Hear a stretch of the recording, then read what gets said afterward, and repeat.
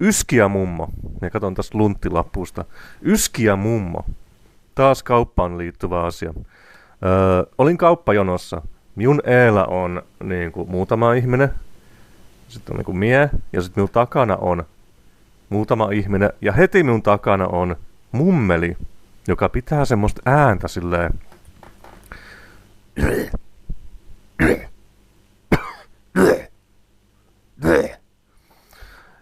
Ja mie tiesin heti, että minun eellä olevat luulee, että mie teen sen äänen.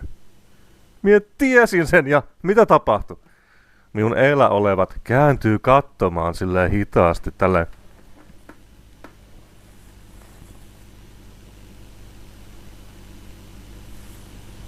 Se on niinku hyi. Joku vitu saatana palvoja hullu narkkari korisee ja örisee tossa niinku takana. Just tommonen heavy metal saatana. Ja sit me on sillä. Ja sit se mummeli minun takana oli silleen niinku, että se lopetti yskimisen just sillä hetkellä, kun ne ihmiset katsoi taaksepäin. Ja sit kun ne kääntyy takaisinpäin sinne kauppajonoon, se aloittaa sen korinan uudestaan.